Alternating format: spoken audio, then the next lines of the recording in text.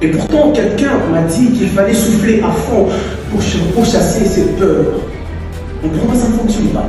Je suis sorti, j'ai réfléchi et j'ai décidé de ne plus continuer avec ces concours.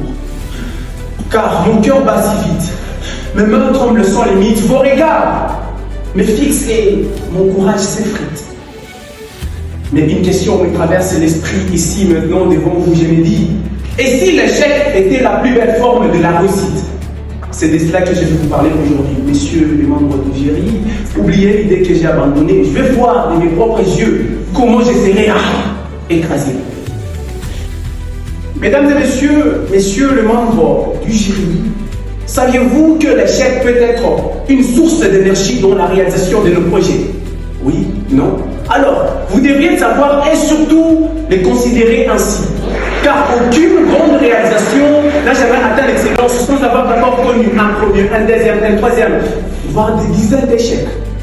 L'exemple de l'inventeur de l'ampoule électrique, Thomas Edison, que tout le monde connaît d'ailleurs, lorsqu'on lui posait la question de savoir comment vivait-il avec tant d'échecs accumulés, plus de 1000 tentatives avant d'arriver à une invention réussie, mais c'est énorme! Alors, ces messieurs répondaient aisément en disant: je n'ai pas échoué une fois. J'ai tout simplement découvert 1000 façons qui ne fonctionnaient pas. Et voilà comment doit être notre optique face à l'échec. Je ne suis peut-être pas la personne idéale pour vous le dire, mais sachez que c'est en échouant qu'on finit par réussir. Regardez les places vides. Combien ont décidé de rester à la maison de peur d'être ridicule devant ce public? Mais vous avez décidé de venir. Vous avez chassé cette peur. La peur, oui, c'est une réaction humaine très normale. Elle alerte. Elle peut toutefois vous protéger. Mais attention, elle peut vous décourager. La peur nous enferme, mais notre courage nous libère des saccages. Et j'ai compris une chose. Le piège dans tout ça, ce n'est pas la peur en soi. C'est la paralysie qu'elle entraîne. Messieurs et dames, c'est lui qui attend le plus avoir peur pour agir. Eh bien, la suite est claire, messieurs les membres du jury.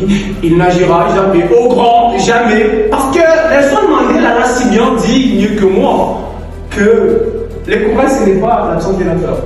C'est la décision de continuer, malgré elle. Vous savez, l'autre fois, à l'école Salvatore, lors de notre première rencontre, à notre retour, je m'étais posé une question. Je me suis dit, et si j'échouais? Je ne cesse de chanter dans la rue que je suis le jeune écrivain. Si j'échouais, qu'est-ce que mon entourage dira? Non, mais attention, une voix intérieure m'a répondu en me disant: hé petit, dans la vie on n'échoue pas, on apprend. L'échec est une école qui apprend des leçons que la réussite ignore. Mais j'ai dit, comment apprendre lorsque la défaite a déjà bouleversé notre petit cœur vulnérable? Il a répliqué en disant: hé, Kalindé, l'échec ne te détruit que lorsque tu lui donnes plus de pouvoir que tu n'accordes à tes potentialités. Mais j'ai dit, waouh, si c'était dans une église, j'allais dire Alléluia. Mesdames et messieurs, un ancien ministre britannique au nom de Winston Churchill, je ne sais pas si j'ai bien prononcé les mots, mais peu importe, contentez-vous de cet adage qui nous dit que le succès n'est pas final, mais l'échec aussi n'est pas fatal. C'est tout simplement la décision, c'est tout simplement, voulais dire, le courage de continuer qui compte.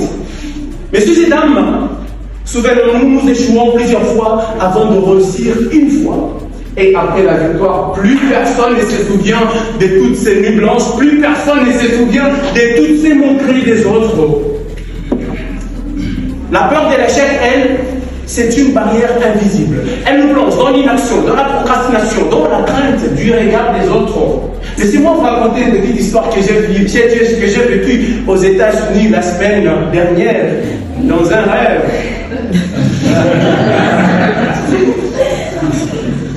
Tout s'est passé dans une ville aristocratique où chaque mariage était scruté, critiqué, décortiqué sans la moindre pitié. Monsieur X marie sa fille et il décide d'organiser une fête hors du commun pour impressionner son entourage. Il met à chaque table une vache entière bien cuite. Quel véritable festin! En tout cas, croyez-moi, c'était une très grande fête que je n'ai jamais vécue dans un rêve, bien qu'on nous dit qu'il ne faut jamais manger la nourriture de nos rêves. Mais moi, en tout cas, j'avais bouffé. Et je ne sais pas si je suis sorti. Alors, vous vous imaginez, malgré tous ces luxes, certains dirent chez nous il n'y avait pas du sel, il manquait du piment, notre chef avait plus petite que celle de l'autre table. L'ingratitude du monde. Retenez ceci. Peu importe ce que vous allez faire, les gens auront toujours quelque chose à critiquer. Du loba-loba. Vous me ferez plaisir de commencer à chuter. Voilà. Oui, l'échec est douloureux, mais il n'est pas une honte. L'échec est une étape nécessaire vers la réussite. L'échec n'est pas une blessure. L'échec est une blessure, blesse dire, mais aussi une ouverture. L'échec est une chute, mais aussi une route. Mesdames et messieurs, un enfant tombe 1000 fois avant de marcher, mais on ne retient pas ses chutes.